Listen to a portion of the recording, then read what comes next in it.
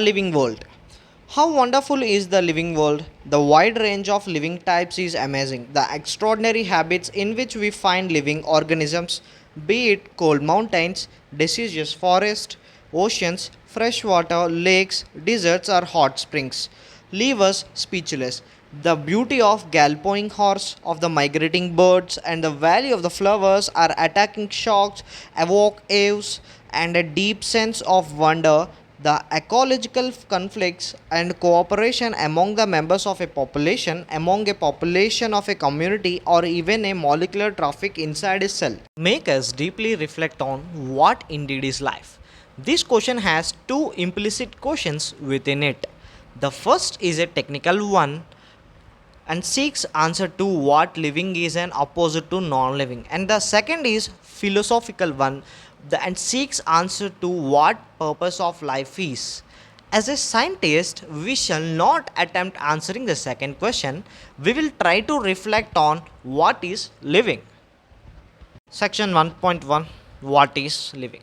When we try to define living, we conventionally look for distinctive characteristics exhibited by living organisms: growth, reproduction, ability to sense environment, and mount a suitable response come to our mind immediately as a unique feature of living organisms. One can add a few more features like metabolism, ability to self-replicate, self-organize, interact, and emergence to this list. Let us try to understand each of these. All living organisms grow, increase in mass, increase in number of individuals are twin characteristics of growth. A multicellular organism even grows by cell division. In plants, this growth by the cell division occurs continuously throughout their life. In animals, this growth is seen only up to the certain age. However, cell divisions occur in certain tissues to replace the lost cells. Unicellular organisms grow by cell division. One can easily observe this in vitro cultures by simply counting the number of cells under the microscope. In majority of higher animals and plants, the growth and reproduction are mutually exclusive events. One must remember that increase in body mass is considered as growth. Non-living objects also grow if we take increase in body mass as a criterion for growth. Mountains, boulders, sand mounds do grow. However, this kind of growth exhibited by non-living objects is by accumulating of materials on the surface.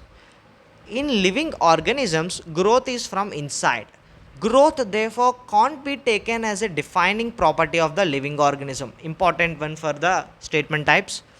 Conditions under which it can observe in all the living organisms have to be explained, and then we understand that it is a characteristic living systems. A dead organism doesn't grow. Reproduction likewise is a characteristic of living organisms. In multicellular organisms, reproduction refers to the production of progeny possessing features more or less to those of parents. Invariably and implicitly, we refer to sexual reproduction. Organisms reproduce by asexually means also. Fungi multiply and spread easily due to millions of asexual spores they produce. In lower organisms like yeast, hydra, we observe budding. In planaria, example flatworms, we observe true regeneration. A fragmented organisms regenerated a lost parts of the body and become a new organism. The fungi and the filamentous algae and the protonema of the mosses all easily multiply by the fragmentation. Mug up the above examples. They may be helpful in your exams. When it comes to unicellular organisms like bacteria, unicellular algae or amoeba, reproduction is synonym with growth. Increase in number of cells. We have already defined the growth as equivalent to increase in the cell or mass. Hence, we notice that in single celled organisms, we are not very clear about the usual of these two terms known as growth and reproduction. Further, there are many organisms which do not reproduce. Examples are mules, sterile worker bees, honeybees, infertile human couple, etc. Hence, reproduction also can't be an inclusive defining feature of living organisms. This is also a statement type question. Of course, no non-living object is capable of reproducing or replicating itself. Another characteristic of life is metabolism. All living organisms are made up of chemicals. These chemicals, small and big, belonging to the various classes, size and functions, etc., are constantly being made and changed into some other biomolecules.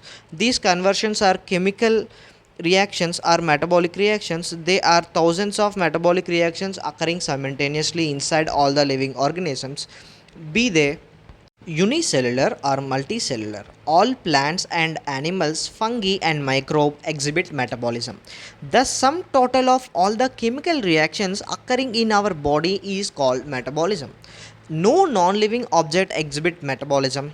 Metabolic reactions can be demonstrated outside the body in a cell-free systems. An isolated metabolic reactions outside the body of an organism performed in a test tube is neither living or non-living. Hence, while metabolic reaction is a defining feature of all the living organisms without exception, important one, isolated metabolic reactions in vitro are not living things but surely living reactions. This is also important one. Cellular organisms of the body is the defining feature of life forms.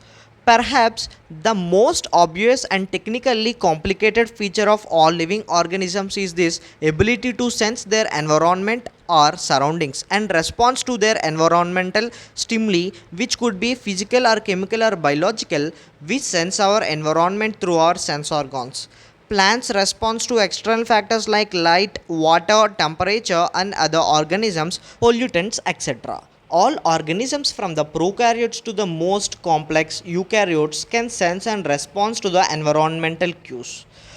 Photoperiod affects the reproduction in seasonal breeders, both plants and animals. All organisms handle chemicals entering their bodies. All the organisms therefore are aware of their surroundings. Human being is the only organism who is aware of himself, has self-consciousness.